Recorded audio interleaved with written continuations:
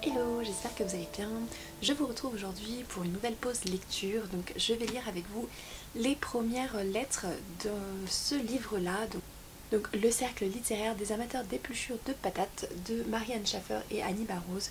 Donc je vous en avais déjà parlé, donc si vous avez suivi, vous savez que c'est un de mes plus gros coups de cœur de l'année 2018, c'est une de mes plus belles découvertes. J'ai beaucoup aimé ce roman qui se passe donc à la fin de la Seconde Guerre mondiale. Et c'est un roman épistolaire. Donc je vais partager avec vous les premières lettres de ce roman. Monsieur Sidney Stark, éditeur, Stephenson Stark, LDT, 21 St. James Place, Londres SW1, Angleterre. Cher Sidney, Susan Scott est une perle. Nous avons vendu plus de 40 exemplaires du livre, ce qui est plutôt réjouissant. Mais le plus merveilleux, de mon point de vue, a été la partie ravitaillement. Suzanne nous a déniché des tickets de rationnement pour du sucre glace et de vrais œufs afin de nous confectionner des meringues. Si tous ces déjeuners littéraires atteignent ces sommets, je suis partante pour une tournée dans tout le pays. Penses-tu qu'un somptueux bonus l'encouragerait à nous trouver du beurre? Essayons, tu n'auras qu'à déduire la somme de mes droits d'auteur. À présent, les mauvaises nouvelles. Tu m'as demandé si mon nouveau livre progressait. Non, Sidney, il ne progresse pas. Les faiblesses anglaises s'annonçaient pourtant si prometteuses. Après tout, on devrait pouvoir écrire des tartines sur la société anglaise pour dénoncer la glorification du lapinou anglais. J'ai exhumé une photo du syndicat des exterminateurs de nuisibles, défilant dans Oxford avec des pancartes « Abat Beatrix Potter ». Mais que peut-on ajouter à cela? Rien, rien du tout. Je n'ai plus envie d'écrire ce livre. Je n'ai plus ni la tête, ni le cœur à l'écrire. Aussi cher que m'a été, et m'est encore, Izzy Bickerstaff, je ne veux plus rien écrire sous ce nom. Je ne veux plus être considérée comme une journaliste humoriste. Je suis consciente que faire rire, ou au moins glousser, les lecteurs en temps de guerre n'était pas un mince exploit, mais c'est terminé. J'ai le sentiment d'avoir perdu le sens des proportions ces derniers temps, et Dieu sait qu'on ne peut rien écrire de drôle sans cela. En attendant, je suis très heureuse que Stephen C. Stark gagne de l'argent avec Izzy Bickerstaff s'en va en guerre. Le fiasco de ma biographie d'Anne Brontë me pèse moins sur la conscience. Merci pour tout, affectueusement Juliette. PS, je suis en train de lire la correspondance de Madame Montagu. Sais-tu ce que cette femme lamentable a écrit à Jane Carlyle? Ma chère petite Jane, tout le monde naît avec une vocation, et la vôtre est d'écrire de charmantes petites notes. J'espère que Jane lui a craché au visage. De Sydney à Juliette, 10 janvier 1946. Chère Juliette, félicitations. Susan Scott dit que tu as captivé ton public du déjeuner comme du rhum un ivrogne et qu'il te l'a bien rendu. Alors, je t'en prie, cesse de t'inquiéter pour ta tournée de la semaine prochaine. Je ne doute pas de ton succès. Ayant assisté à ton interprétation électrisante du petit berger qui chante dans la vallée de l'humiliation il y a 18 ans, je sais que tu auras tous tes auditeurs à tes pieds en un rien de temps. Un conseil, tu pourrais peut-être t'abstenir de jeter le livre au public quand tu auras fini cette fois. Suzanne est impatiente de t'escorter de librairie en librairie de Bath à Yorkshire. Et bien sûr, Sophie fait pression pour que ta tournée se prolonge et te mène jusqu'en Écosse. J'ai pris mon ton de grand frère excédé pour lui dire que rien n'a encore été décidé dans ce sens. Je sais que tu lui manques terriblement, mais Stephen Stark se doit de demeurer insensible à de telles considérations. Je viens de recevoir les chiffres des ventes d'Izzy à Londres et dans les comtés limitrophes. Ils sont excellents, encore bravo. Ne te fais pas de bile pour les faiblesses anglaises. Mieux vaut que ton enthousiasme s'éteigne maintenant qu'après avoir passé 6 mois à écrire sur les lapinous. Les possibilités bassement commerciales de cette idée étaient séduisantes, mais je suis d'accord. Cette histoire aurait vite viré à la farce. Un autre sujet, plus de ton goût, te viendra. On dîne avant ton départ? Dis-moi quand. Je t'embrasse, Sydney. PS, tu écris de charmantes petites notes. De Juliette à Sydney, 11 janvier 1946. Cher Sydney, dis non, oui, avec plaisir. Et si nous nous retrouvions quelque part sur la rivière? Je veux des huîtres, du champagne et du roast-beef, si on peut s'en procurer. Sinon, un poulet fera l'affaire. Je suis très heureuse qu'Izzy se vende bien. Se vend-il assez bien pour que je ne sois pas obligée de faire mes bagages et de quitter Londres? Puisque SNS a fait de moi un auteur relativement prospère, le dîner est pour moi. Je t'embrasse, Juliette. PS, je n'ai jamais jeté mon exemplaire du jeune berger qui chante dans la vallée de l'humiliation au public. Je l'ai jeté à mon professeur de diction. Je visais ses pieds, mais j'ai manqué ma cible. De Juliette à Sophie Strachan, 12 janvier 1946. Chère Sophie, évidemment que j'adorerais te voir, mais je ne suis qu'un pantin sans âme ni volonté. Sydney m'a ordonné d'aller à Bath, Colchester, Leeds et dans divers autres endroits verdoyants dont j'ai oublié les noms. Je ne veux pas laisser tout cela en plan pour te rejoindre en Écosse. Son front se plisserait, ses yeux lanceraient des éclairs et il gronderait. Tu sais combien il est éprouvant d'être grondé par Sydney. J'aimerais pouvoir gagner ta ferme en douce et m'y laisser dorloter. Tu me laisserais mettre les pieds sur le canapé, dis, et tu m'apporterais du thé. Alexander accepterait-il d'avoir un résident permanent sur son canapé? Tu m'as dit que c'était un homme patient, mais ça l'agacerait peut-être. Pourquoi suis-je si mélancolique? Je devrais me réjouir de la perspective de lire Izzy à un auditoire conquis. Tu sais que j'aime parler des livres, et que j'adore recevoir des compliments. Je devrais être enthousiaste. Mais la vérité est que je suis d'humeur morose, plus encore que pendant la guerre. Tout semble si effondré, Sophie. Les routes, les bâtiments, les gens surtout. C'est sans doute le contre-coup de ma terrifiante soirée d'hier soir. Le repas était affreux, mais il fallait s'y attendre. Ce sont les convives qui m'ont mis les nerfs à vif. L'assentiment d'individu le plus démoralisant que j'ai jamais rencontré. Ça ne parlait que de bombes et de famine. Tu te souviens de Sarah Moorcroft? Elle était là, elle aussi, sa peau granuleuse sur les os et ce rouge à lèvres écarlate. A-t-elle jamais été belle? N'était-elle pas red dingue de ce gars qui faisait du cheval, parti pour Cambridge? En tout cas, je ne l'ai pas reconnue dans la foule. Elle est mariée à un médecin blafard qui fait claquer sa langue chaque fois qu'il s'apprête à parler. Un prince charmant comparé à mon voisin de table. Un célibataire. Sans doute le dernier sur terre.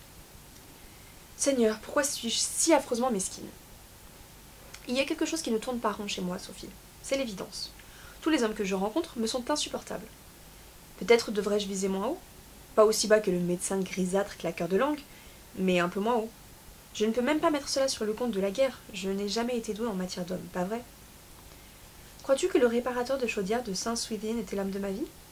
Dans la mesure où je ne lui ai jamais adressé la parole, on peut en douter. Et néanmoins, c'est une passion innocente que je peux évoquer sans amertume. Il avait de si beaux cheveux noirs. Après, j'ai enchaîné sur mon allée des poètes. Tu te souviens? Sydney se montrait grincheux à leur égard. Je ne vois pas pourquoi d'ailleurs, c'est lui qui me les avait présentés. Et ce pauvre Adrien. Enfin, pas besoin de t'énumérer cette affreuse liste. Dis Sophie, qu'est-ce qui ne va pas chez moi? Suis-je trop difficile? Je n'ai aucune envie de me marier pour me marier. Passer le restant de mes jours avec un être à qui je n'aurais rien à dire, ou pire, à qui je ne pourrais pas partager de silence, je n'imagine pas d'existence plus solitaire. Ciel, que cette lettre est triste et larmoyante, tu vois? J'ai réussi. À présent, tu dois être soulagée à l'idée que je ne viendrai pas en Écosse. Quoique, il se peut que je m'y arrête tout de même. Mon destin est entre les mains de Sydney. Embrasse Dominique pour moi et dis-lui que j'ai vu un rat de la taille d'un fox terrier l'autre jour. Mes amitiés à Alexander, et plus encore à toi. Juliette. De Dawson Adams, Guernsey, île anglo-normande à Juliette. 12 janvier 1946. Miss Juliette Ashton, 81 Oakley Street, Chelsea, Londres, SW3. Chère Miss Ashton, je m'appelle Dawson Adams et j'habite une ferme de la paroisse de Saint-Martin sur l'île de Guernsey. Je connais votre existence parce que je possède un vieux livre vous ayant jadis appartenu, Les Essais d'Elia, morceau choisi, d'un auteur dont le véritable nom était Charles Lamb. Votre nom et votre adresse étaient inscrits au verso de la couverture. Je n'irai pas par 4 chemins. J'adore Charles Lamb. Aussi, en lisant Morceau choisi, je me suis demandé s'il existait une œuvre plus vaste dont auraient été tirés ces extraits.